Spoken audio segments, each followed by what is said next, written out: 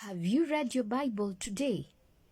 Hi everyone, my name is Elizabeth, and today I'd like us to continue reading the Bible from where we left off last time. Let's continue reading the Bible, the book of 1 Kings, chapter 16, verse 8 to 14. King Elah reigns in Israel. Now, just a small recap for the sake of the ones who haven't watched the other episodes, or just to remind us where we last left off.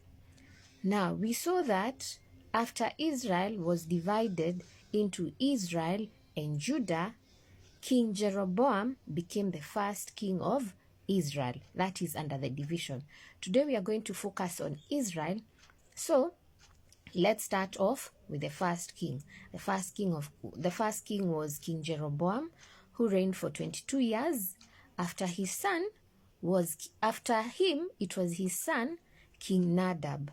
Now, King Nadab reigned for 2 years. Then he got killed. He got killed by a person called Baasha. Now, Baasha executed God's judgment on Jeroboam because Jeroboam had made Israel sin by making the idols, giving holidays that were similar to the ones in Israel, and God was angered. So Baasha came about and killed Nadab, his son. And after he killed him, Baasha now became the third king of Israel. So King Baasha became the third king of Israel, continued with the evil trends of King Jeroboam, and reigned for 24 years. Now, because of what he had done, God sent a prophet by the name Jehu, the son of Hanani, to proclaim the same judgment that he had proclaimed to Jeroboam and his household.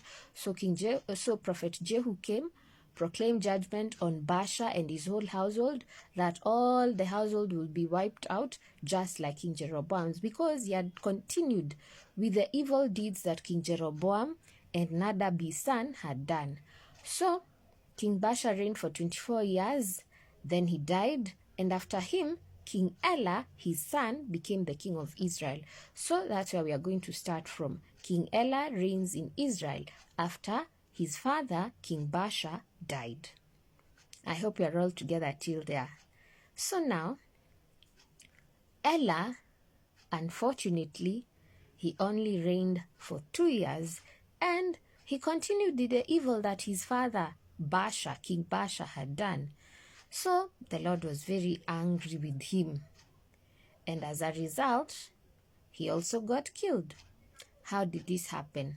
Now, at one time, King Elah was at the house of his steward, the steward of his house. Now, he was at his house, nyumba ya mfanyikazi wake. Doing what? Getting drunk. Alikuwa analewa. So as he was getting drunk in the house of his steward, a man by the name Zimri, who was commander of half his chariots, came, struck him, and killed him. Alimuua akiwa mlevi. Yes, and that was the end of him. So once King Elah, king of Israel, was killed, Zimri became king of Israel. Yes. So Jeroboam was the first, Nadab the second. After Nadab, it came to Baasha.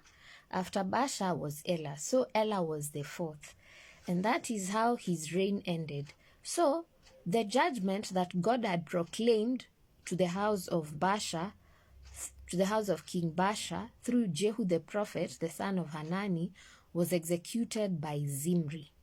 The same way that King Baasha had wiped out the family of King Jeroboam and his whole household, all the males, even of his relatives and friends. That's the same thing that happened to Baasha. Imagine, God using you to execute judgment, then the same judgment gets executed on you, on that person who God used. So sad and such a tragic ending.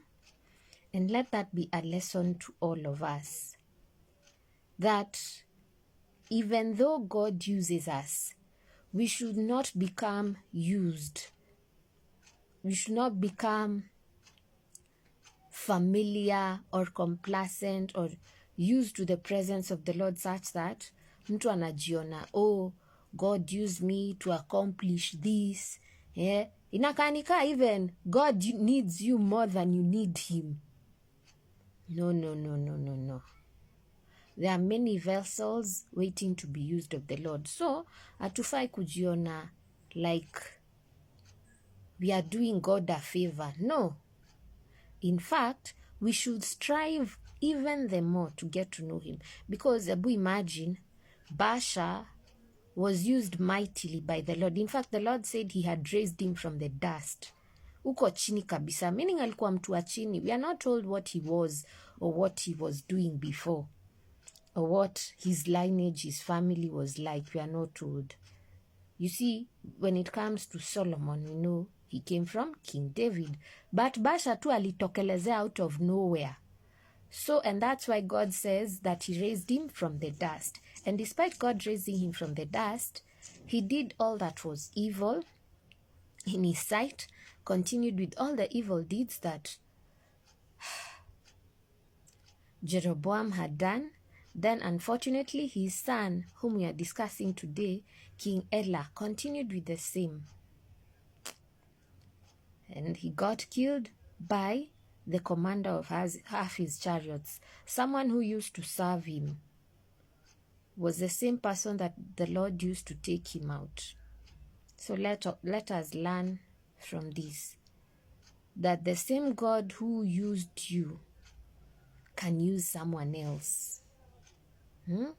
Tusijione that, oh, God performed a certain miracle through this person.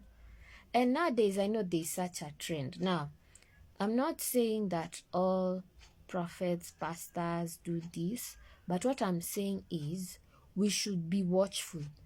You know, pride comes slowly by slowly. Then inafika point, unapata hata watu wanapigia mtu magoti. And the Lord said, you shall worship no other God but him. In some cultures, I know it's a form of respect, but when it comes to seeming like you are worshiping an individual just because the Lord used him to perform a miracle, it is the Lord who performed the miracle, not him. He was a vessel, and indeed, the Lord used him for reasons he knows best. Unajua, we cannot understand God fully, but now we should not worship the person whom God has used. We should worship the one who has done that thing, who is God. So let's all learn to be humble, because pride is the one that makes someone feel like now they're like a god to someone. Unapata even some Christians have become complacent in their walk of faith, such that some don't even pray. They rely on the man of God to pray for them. They rely on the man of God to read their Bible for them on Sunday. Inafungwa hadi next Sunday. No. May God help us all to realize that it is him, the giver of all gifts. It is him who does the miracles. It is him who sustains us. It is him who leads us. It is him who guides and protects us. He may speak through his pastors, he may speak through his prophets, but he can also speak with you. You are his child, and never get used to the presence of the Lord. God exalts the humble and despises the proud. At no point will you ever be the same level as the Creator. The devil was once there. Alijiona, he is like now God. He wanted all the angels to worship him. There was a battle in heaven, and he lost. And it's not even God who fought him, it is angels. A third of the angels were on his side, but the rest were on the Lord's side. And the Lord used these angels to cast him down here on earth.